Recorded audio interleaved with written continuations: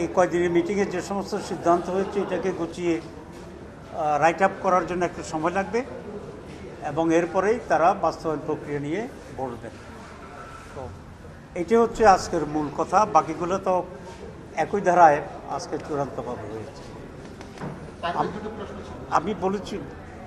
আমরা বলেছি যে এটা যদি আইনগত ভিত্তি দেওয়া না হয় এবং এখন থেকে এটার বাস্তবায়নের ইম্প্যাক্ট এবং ইফেক্ট যদি মধ্যে না থাকে, তাহলে আমরা যত জায়গাতে ঐক্যবদ্ধ হয়েছি এটা কোনো প্রতিফলন হবে না। তো এটাই আজকে মূল এজেন্ডা আমাদের জন্য এবং এটাই আমাদের মূল ইস্যু। আমরা বলেছি যে এটার কতগুলো অল্টারনেটিভ আইনগত ভিত্তি দেওয়ার জন্য এখানে আছে। এর ভিতরে তো আমি রিপিট করি আবার বলেছিলাম আপনাদের কাছে যে লিগ্যাল ফ্রেমওয়ার্ক যেটা বলা হয়েছিল আগে, তারপরে গণভোট, এটা একটা পদ্ধতি হতে পারে। এরপরে অধ্যাদেশ জারির মাধ্যমে এটা হতে পারে। গ্যাজেটের মাধ্যমে এটা কত টাকা আইনি কাভার হবে সেটাও আমরা এক্সারসাইজ করে দেখতে পারি। আমাদের মূল কথা হচ্ছে এটাকে লিগ্যালাইজড করতে হবে, আইনি মর্যাদা দিতে হবে এবং সেই মর্যাদার ভিত্তিতে এখন থেকেই ঐক্যমত্যের বিষয়গুলো মাঠে কার্যকর থাকবে। কিছু ডিফারেন্স আছেই, তো থাকলেও আমি মনে করি গভর্নমেন্ট এখানে লিগ্যাল ভিত্তি দেওয়ার জন্য আন্তরিকতার পরিচয় দেবে এবং সেই হিসাবেই তারা উদ্যোগ গ্রহণ করবে। আর লিগ্যাল ভিত্তি দেওয়ার বিষয়ে যদি কোনো গড়িমসি হয় তাহলে বুঝে যাবে এর ভিতরে কুছ কালা হয়, ঠিক আছে, কিছু কালো দাগ আছে এবং এর পিছনের ষড়যন্ত্র আছে। দেশবাসী একটি সুষ্ঠু অবাধ নির্বাচন চায় এবং বাংলাদেশে একটি সুষ্ঠু অবাধ নির্বাচন আমাদের জন্য খুব প্রয়োজন এবং আমরাও সেই পদ্ধতি নিয়েই, আমাদের মাঝে দুটো মত আছে। একটা হচ্ছে ট্র্যাডিশনাল ওয়েতে নির্বাচন হবে, আর আমরা বলেছি না 54 বছরের ট্র্যাডিশনাল নির্বাচন ব্যর্থ হয়েছে, সুতরাং আমরা নিউ এক্সপেরিমেন্ট করতে চাই পিআর পদ্ধতিতে। ইতিমধ্যে পিআরের ব্যাখ্যা তো আপনারা বারবার শুনেছেন। ইন এনি কেস আমরা যেটা ডিসাইড করেছি এটার লিগেল ভিত্তি দিয়েই এটার ইমপ্লিমেন্টেশন হবে।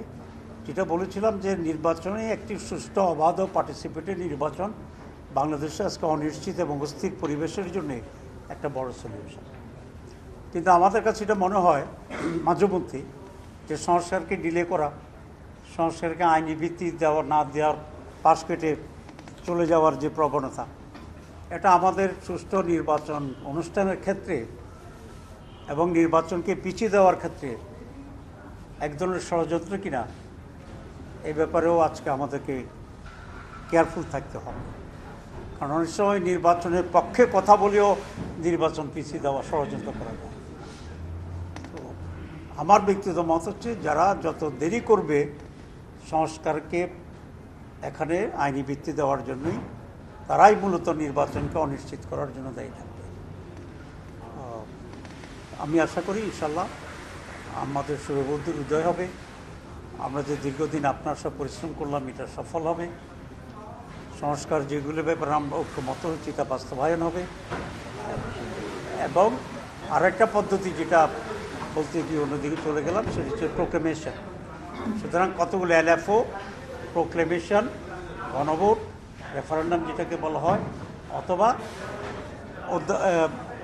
যে সরকারের পক্ষ থেকে এক ধরনের ডিক্লারেশনও এটা আইনি ভিত্তি হতে পারে। তবে আমাদের স্পষ্ট কথা হচ্ছে আইনি ভিত্তি দিতে হবে, কোনটা উত্তম হবে এবং সহজ হবে এটা এক্সপার্টেরা বসে এটা বের করতে পারে, যেটা করা সেটা আমরা করবো। আই এম নট এক্সপার্ট, আমার ভাষা আইডিয়াস অ্যাজ এ পলিটিশিয়ান, কিন্তু যারা বিশেষজ্ঞ আছেন আমি প্রধান উপদেষ্টাকে অনুরোধ করব যিনি সময় ক্ষেপণ না করে একটা লিগ্যাল ফ্রেমওয়ার্ক কীভাবে তৈরি করা যায় সেই জন্য একটা এক্সপার্ট ওপিনিয়ন নিয়ে 5 তারিখেই এই সংস্কারকে লিগ্যালাইজ করার জন্য তিনি আইনগতভাবে যেটা করা দরকার সেটা করে 5 তারিখে এটা ডিক্লারেশন দেবেন এবং এটা ঘোষণা দেবেন। তাহলেই দেখা যাবে আমরা দেশ নির্বাচনমুখী হয়ে যাবে, law and order situation improve করে যাবে এবং অনিশ্চয়তা কেটে যাবে ইনশাআল্লাহ। যারা পানি ঘোলাটে করতে চায় তারা সে পাবে না।